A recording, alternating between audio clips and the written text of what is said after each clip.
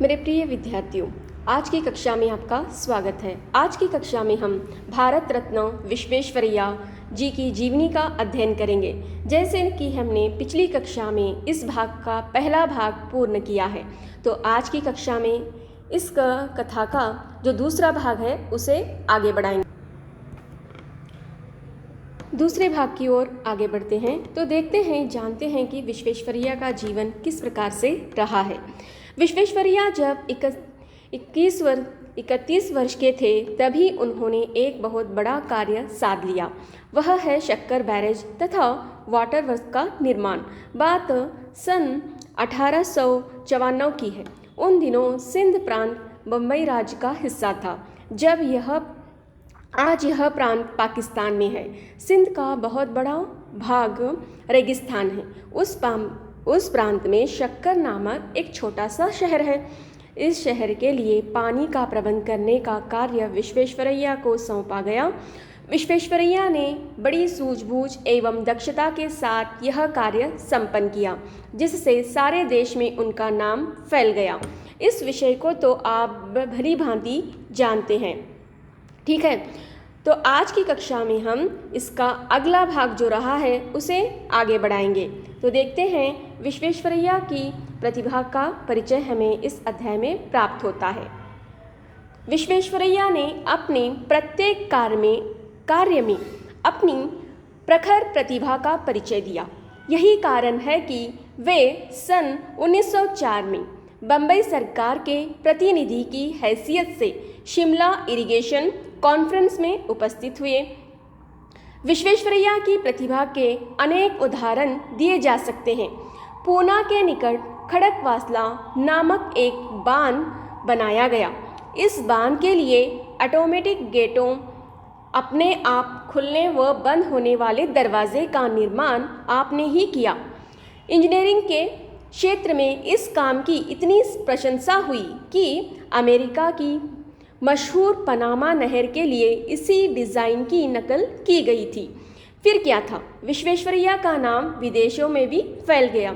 जैसे कि शक्कर शहर के जो है पानी और नालियों का प्रबंध करते हैं तो पूरे भारत में मशहूर हो जाते हैं। उसी तरह से पूना के निकट खड़कवासला जो नहर रही है, उससे खड़कवासला नामक बांध का जो निर्माण करते हैं, जिसे ऑटोमेटिक गेटों का निर्माण करते हैं, उसी के द्वारा वो पूरे विश्व में भी प्रसिद्ध हो जाते हैं। कुछ इस बांध का चित्र यहाँ पर दिया गया है, देखिए ये रहा खड़कवासला जिसे विश्वेश्वरैया जी ने बनाया है। अगला भी रहा, ये भी जो है नज़दीक से दृश्य रहा है खड़कवासला। इसे ही विश्वेश्वरैया जी ने ऑटोमेटिक गेटों का निर्माण किया, जैसे कि अपने आप खुलने व बंद होने वाले गेटों का निर्माण किया। इसी कार्य से वो पूरे विश्व में प्रसिद्ध हो जाते हैं। जैसे कि मैंने कहा, अमेरिका की मशहूर नहर पनामा नहर के लिए इसी डिज़ाइन को जो है अपनाया जाता है, इसी की नकल की जाती है। ये अमेरिका की मशहूर पनामा नहर रही है। पनामा नहर का चित्र आपने देखा। तो यहाँ पर ये सारा कार्य जो है इंजीनियरिंग के क्षेत्र में अपना एक विशेष कार्य था, क्योंकि विश्वेश्वरैया के दौर में यह सब कार्य एक विशेष योगदान थे। उससे पूर्व ऐसे कार्य नहीं हो पाए थे, इसीलिए उनका नाम समाज में जो है अजमर यानी आज भी जाना जाता है। तो ठीक है, आगे बढ़ते हैं, विश्वेश्वरैया के अन्य कार्यों से परिचित होते हैं। तो विश्वेश्वरैया जो रहे हैं, देखिए यहाँ पर इनका अगला कार्य क्या रहा है। विश्वेश्वरैया ने जब बम्बई तथा सिंध में वाटर वर्क्स का प्रबंध करने में बड़ा नाम कमाया, तब सन 1906 में अदन से उन्हें बुलावा आया। वहाँ पर भी उन्होंने शहर के लिए पानी का इंतज़ाम किया और नालियाँ भी बनाई। इस कार्य के साथ उनका बहुत बड़ा नाम हुआ। साथ ही वे देश के बहुत बड़े इंजीनियरों में गिने जाने लगे। उस समय से बड़ी बड़ी योजनाओं के लिए उनकी सलाह लेना ज़रूरी समझा जाने लगा। इधर उनकी खूब पदोन्नति भी हुई। इसी कार्य के द्वारा उनके कार्य को देखकर उनकी प्रमोशन भी होने लगी, यानी वो तरक्की पाते हुए अपने जीवन में आगे बढ़ते गए।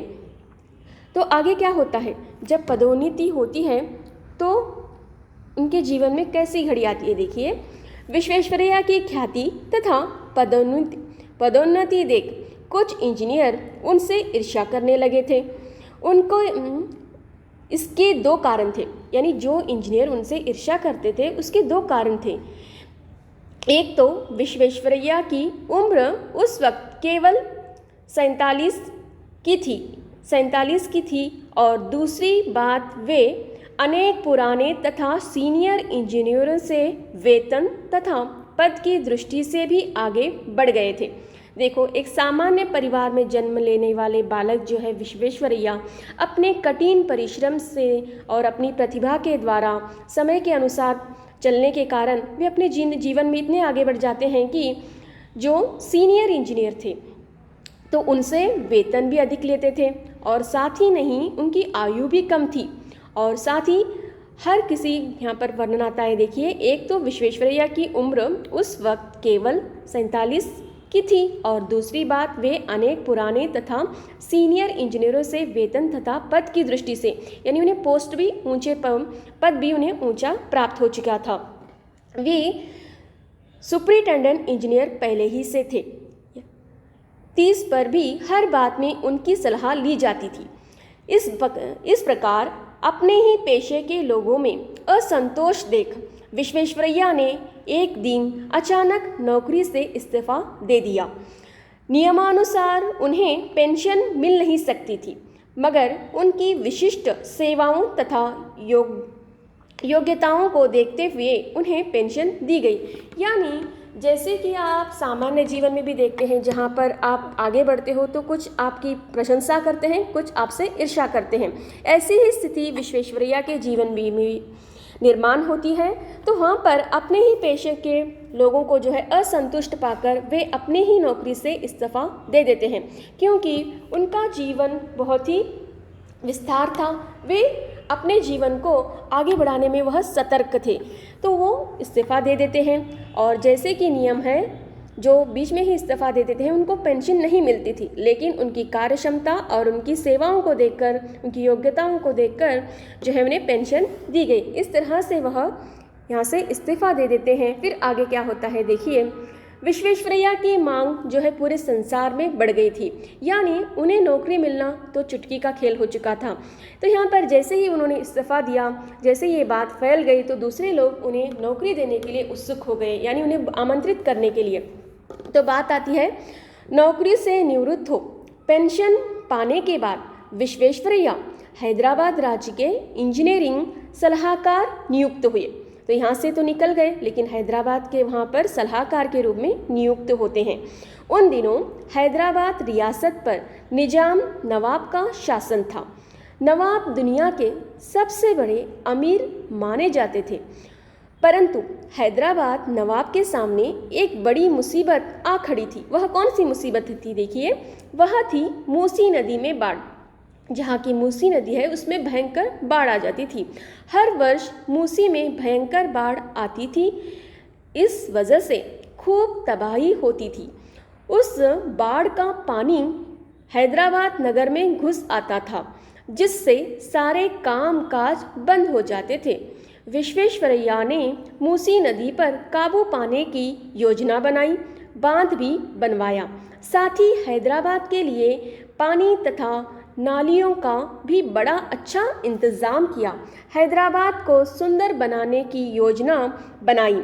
नगर के बीचों बीच बागे आम नाम से मशहूर एक सुंदर पब्लिक गार्डन आप ही की योजना का फल है। यह सुंदर नगर आज आंध्र प्रदेश की राजधानी है। तो देखते हैं, ये जो वर्णन हमें प्राप्त हो रहा है उसके कुछ चित्र यहाँ पर है, उससे भी थोड़ा यह रही वह समस्या। हैदराबाद में जो है मूसी नदी के कारण जो बाढ़ आ जाती थी तब तबाही किस प्रकार से हो जाती थी, यानी पूरा पानी शहर में घुस जाता था, नगर में घुस जाता था और लोगों का काम धंधा सारा बंद हो जाता था।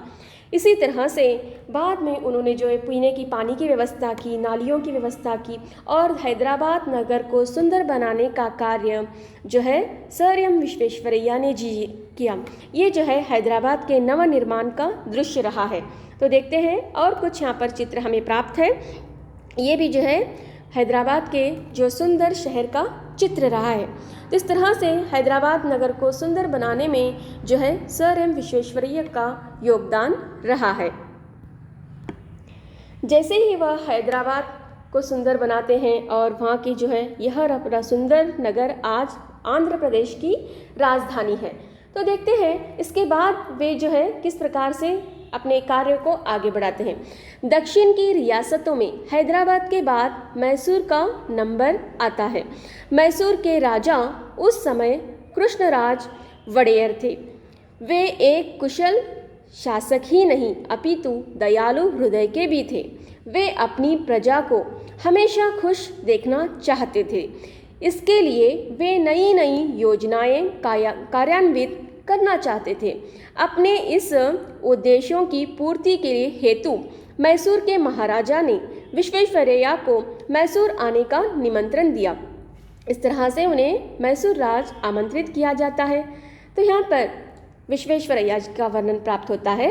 विश्वेश्वरैया भी मैसूर राज्य के निवासी थे। वहीं के निवासी होने के साथ उन्हें भी अपनी मातृभूमि की सेवा करने में आनंद का अनुभव हुआ। वे मैसूर के चीफ इंजीनियर के पद पर नियुक्त हुए। इस पद पर उन्होंने 3 वर्षों तक कार्य किया। विश्वेश्वरैया की कार्यकुशलता एवं शासन पटुता पर महाराजा मुग्ध हुए। उन्होंने 3 साल बाद विश्वेश्वरैया को अपना दीवान नियुक्त किया। यानी विश्वेश्वरैया की कार्य क्षमता को देखकर वो बहुत ही प्रसन्न होते हैं, मुग्ध हो जाते हैं और इसीलिए सर एम विश्वेश्वरैया जी को अपना दीवान नियुक्त करते हैं। इस पद पर वे 6 साल तक कार्य करते रहे। इन 9 वर्षों की अवधि में विश्वेश्वरैया ने अपनी योजनाओं पर अमल करके मैसूर राज्य का नक्शा ही बदल डाला। तो ठीक है, आज की कक्षा हम यहीं पर रोक देंगे। अब आज की कक्षा में हमने जाना किस प्रकार से सर एम विश्वेश्वरैया जो रहे हैं पूना के खड़कवासला जो है बांध का निर्माण करते हैं। उसी का डिज़ाइन जो है, उसी का जो है चित्र नकल कर किया जाता है। इसके किसके लिए? अमेरिका के पनामा नहर के लिए। इसी के साथ वो पूरे विश्व में मशहूर हो जाते हैं। उसके बाद अपने ही वृत्ति के लोगों में जो है ईर्ष्या का भाव देखकर वे इस्तीफ़ा दे देते हैं और साथ ही इस्तीफ़ा देने के साथ वह जो है अपने जो है हैदराबाद के जो है निजाम उन्हें नवाब बुलाते हैं। वहाँ के जो है कार्यों को अंजाम देकर वे जो है अपनी कुशल कार्य का जो है इन शहर के नवनिर्माण में अपना योगदान देते हैं। ठीक है, तो आज की कक्षा हम यहीं पर रोक देंगे। इस कक्षा का जो अगला भाग है अगली कक्षा में हम उसे आरंभ करेंगे।